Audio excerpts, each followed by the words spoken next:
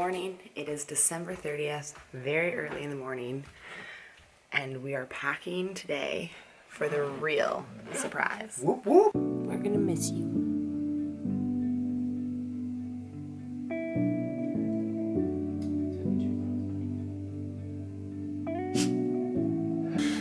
Buddy, I'm sorry. Come on. No.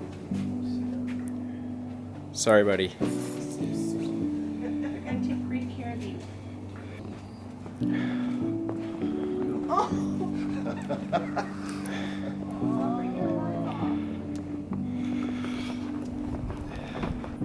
Goodbye, winter.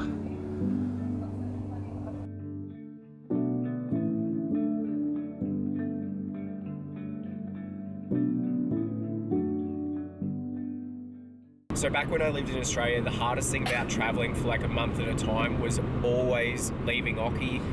Unlike your family, yes, you miss them, but they understand you're leaving and you're coming back, but it's really hard to explain that to your dog. This time, we're leaving Occy, but we feel so much better about it because we're leaving him with Lee's family and we know he loves them and that they're going to take good care of him.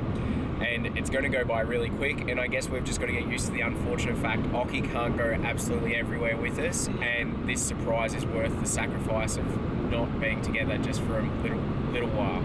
Yeah. Auntie Sasha's gonna be taking care of Ock. Thanks for driving, Sash. Yes, thank you for taking us to the airport. Anytime. Occy's gonna be in excellent hands. Don't you worry.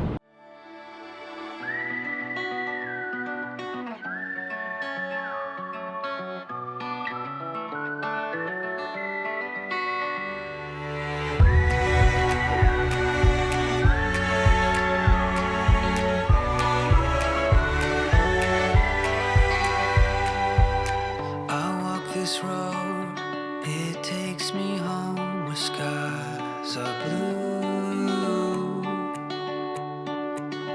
I walk this road because I know it leads to you. No matter when, no matter what, I have a place to go. Hello. Good morning. San Francisco today. Yes, Yeah. one each. We tried to check in online, but his Australian one doesn't. It didn't like me. So, something that's more difficult when you have an international relationship is we need different visas for different countries. Since I'm Canadian, I don't need a visa to enter the States. We forgot that Max does need a visa, even though we just have a 5-hour layover connecting to Australia. I got a visa to get into Australia. Max has a visa to get into Canada. So we're quickly just trying to get him his electronic visa. Otherwise, we can't go through U.S. customs.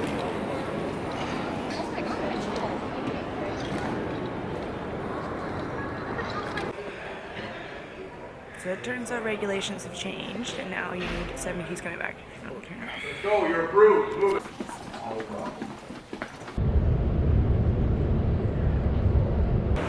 So we literally just had a Christmas miracle. The visa, we were just about to tell you guys that it was going to take up to 72 hours. We only had 40 minutes to get on our plane. The customs guide said that we weren't going to make it on.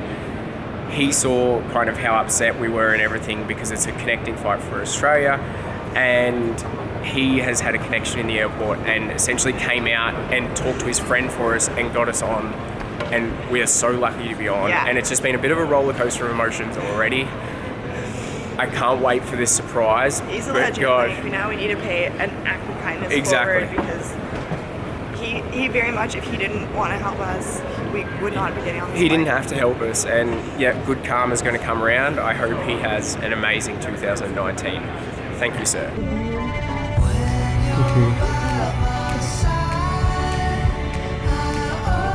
Thank you.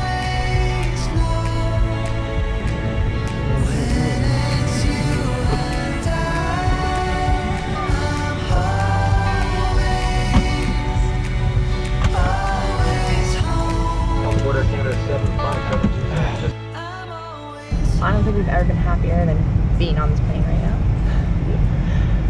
So our entire travel time to get to Australia is about 30 hours. We drove an hour to the airport, got there 2.5 hours before 5-hour flight, a 5-hour layover, 14-hour flight, and an hour-and-a-half train and a taxi. And 30 hours from now, we will be at Max's family's house in Newcastle. On my brother's doorstep. On his brother's doorstep. It's true. We walk this road because we know it makes us new. No matter when, no matter what. All right, so we've made it to San Francisco. We were just walking around, stretching our legs, and looking for a place to settle down and get some food to eat, work on some video edits, and yeah, just relax. For the next flight, San Francisco. Lee has just snuck off to the washrooms because I think she was feeling a little stinky and she's gone to get into one of my shirts. Let's see if we bust her on the way out. You're looking sharp. Thank you. Just freshen up. Just need off there. So we have now passed about 4 of the 5 hours in the San Francisco airport. We're really loving this airport. We've actually found 2 work desks where we can plug in and get some work done. So that has been nice and efficient. We realized we haven't given you quite a lowdown on exactly how the surprise is going. So basically, there's 2 people in on this, Max's sister and dad. They have helped coordinate to get the entire family together for a belated Christmas lunch on the 1st of January. We get in at 6 a.m. We're taking the train over, and we've actually planned a Skype date. They think we'll be calling them on Skype with my family in Canada, and that is when we're gonna surprise them and walk in as we're talking to them on Skype. Yeah, and I just talked to my sister then, confirmed it. It's completely secret, it's completely safe. They have no idea. I 100% think my brother's gonna cry, my mum's gonna cry, the baby's gonna cry. Oh, and that's the main part of the story, is that Oh, yeah. We Max's didn't brother just had a newborn. The first baby in the family. Yeah. I'm now a proud uncle. Yes. I did want to call Max, it didn't happen, but very proud all the same. This is partly why we decided we need to get back now, is because Tom wanted to get the whole family together. Tom is his brother, and we're gonna surprise them. We're so excited. Yeah, we're super excited. We'll absolutely do our best to capture it all for you guys. So leave it to us to have 5 hours at the terminal. And now we're supposed to be boarding 5 minutes ago, and I think we're at the wrong terminal.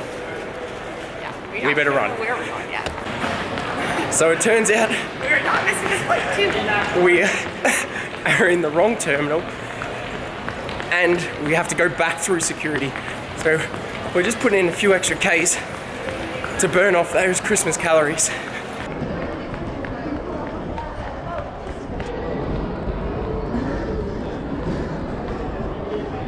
Oh, we're good. We're good. Okay, yes, we're idiots, but they've put us in the priority lane. We're gonna make it, I think. We gotta stop making these mistakes. Woo! We made it. So clearly, we made it. It was a close call. You'd think after what, almost 50 countries between us, we would be a bit smarter in terms of. You'd think. You'd think. We planned at the beginning of this video to give a bunch of travel tips. It seems we're failing. We're showing what not to do, which Yeah, I think we're showing you by example. Those videos are always very informative. The other thing is, because we're on the plane and it's a 14-hour flight and the change in time zones, we're actually going to be in the air for New Year's Eve. And it's open bar on these flights. I'm not sure if everyone's aware of that. Open bar, it always is the Australia to LA or Australia to the US leg. And we were a bit worried that no one would be getting festive, but check out the flight attendants. That's him with his party hat on. That's one of the flight attendants, and they all are decked out like that. Lee, are you having a New Year's drink? Yes.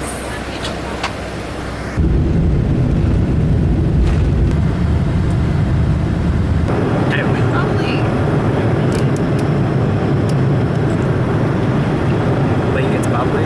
I got rum and coke. Cheers to New Year's. Open bar. Happy New Year. Yeah. Happy New Year, you guys. We are, I think we're 12 hours into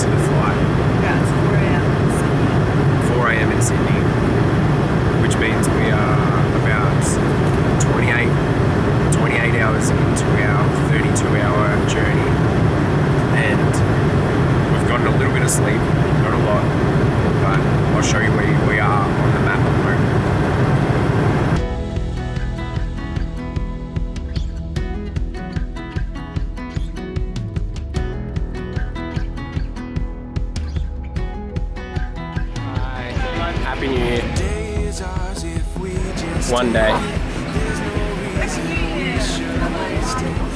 Bye. Happy New Year. Bye, thank you.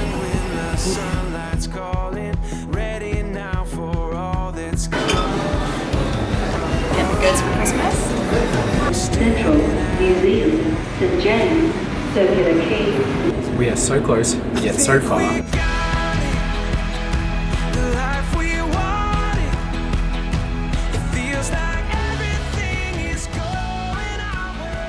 2 stops away. At last, we're off the train.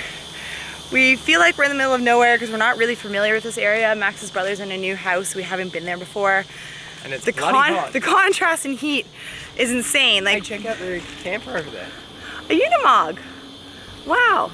So yeah, huge contrast in heat. I've now changed my outfit 3 times in 30 hours because I have sweat through everything.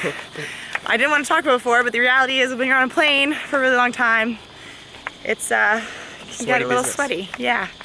So we are now gonna find a power point to charge our phone because Phone's dead. our phone's dead. And then we can get in contact, get a taxi, and finally, we've been waiting for this for 2.5 months. Yeah. And if you follow me this direction, this is an incredibly Australian site. That is, Victoria Bitter is one of the main beers in Australia, and It's been a long time, eh, Max? I finally feel like I'm home. First time in 2 years. Okay, so we stopped and got our directions. The phone has some juice. We're communicating to Max's sister who's helping us set up this whole ordeal. Our last leg of this journey is about a 15-20 minute walk uphill on foot with all of our bags. So we will be sweaty when we get there. But we are so excited, and this excitement is gonna push us up this hill with all of our bags on. So because this is a new development, these were 2 of the descriptive features, as well as that bird, for us to know where to turn. For our directions. Yeah. You can see far, far away the water. Can't wait to get a dip in there, eh? I think you can see your sweat. Oh yeah. Can you hear the cicadas? They're all going for it. Okay, I was wrong. These are the symbols, these 2 pelicans.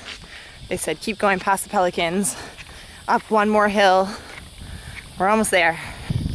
And this Canadian girl is not adjusting very quickly to the heat. So this was our last bit of instruction. This tube, we're turning left here, down a block, and then we're there. It's been quite the journey. Lee is hiding from the sun. Because we're trying to execute this perfectly, we're now waiting for the queue to get called in. And it's freaking 40 degrees. Which I love. I love, not complaining. Love it. And my sister is riding back now. Gauze is going to his room. Is that good or not? Why is he going to his room? Probably try and wake up Rach. Hide around the side of the house. Bit. Tell her in the bush. Okay, we have the go ahead. We're going now. Apparently the window's short while no one's going to be looking.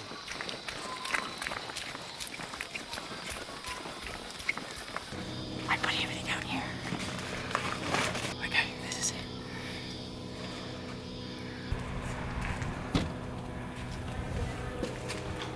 I'm trying. I'm just. Yeah, I've got it. Yeah. Hide the camera though. Hide the camera. Hey! Recognize this house?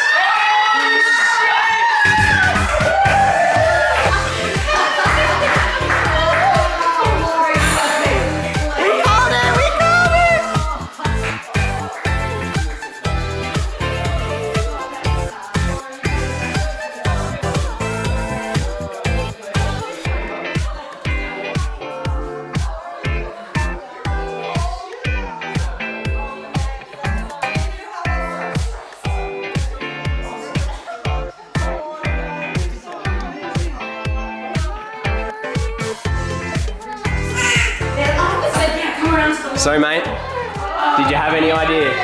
No, see, I should have known because you guys do this sort of thing.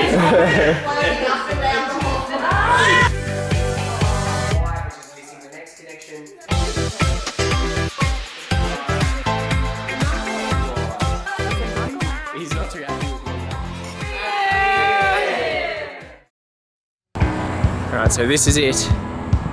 You wouldn't believe it, crikey, we've just found another Australian animal in the wild.